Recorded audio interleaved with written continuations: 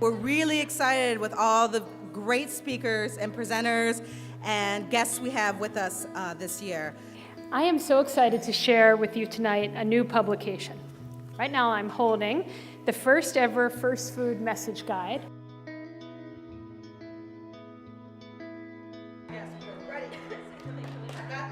Keep it tight. No good.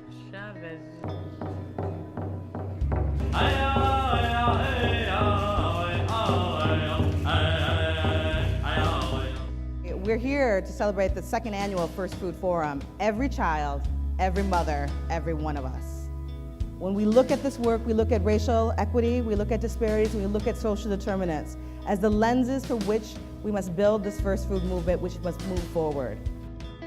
Good morning. And it is a very good morning. We will someday have a country that is completely different in its distribution of opportunity, its distribution of education, its distribution of resources.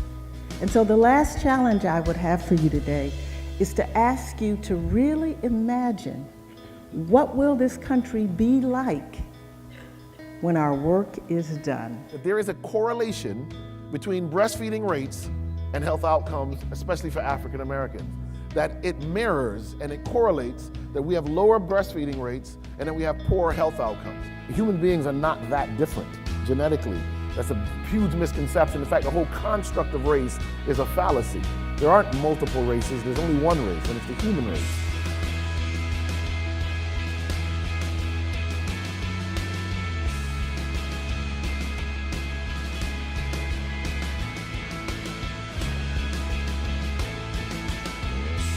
Our mothers talked about the lack of support that comes from their employers, that if they finally decided and got good at breastfeeding, they had to go to work 3 weeks later.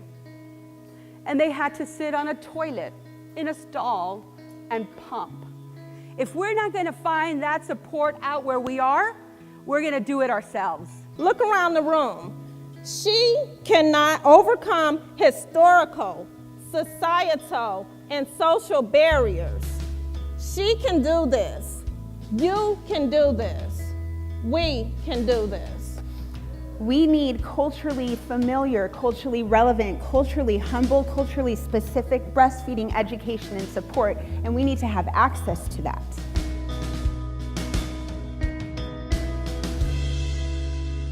But to be honest, I knew nothing about breastfeeding before my wife told me, before we got pregnant, hey, we're gonna breastfeed. Zero. I knew nothing.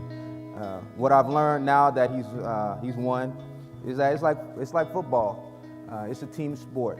You also need to have the right expectations. I knew that facing some breastfeeding challenges was completely normal.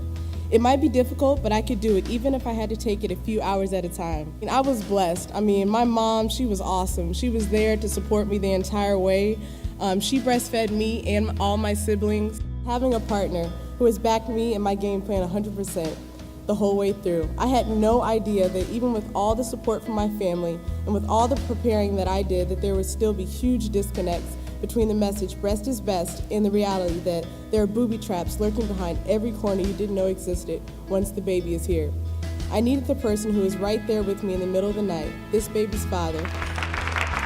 This has been amazing for me, and I hope for you as well. I want to thank all of our speakers, all of our people who facilitated groups, all of us who challenged ourselves to think outside the box, who made ourselves a little bit uncomfortable so that we could all move forward.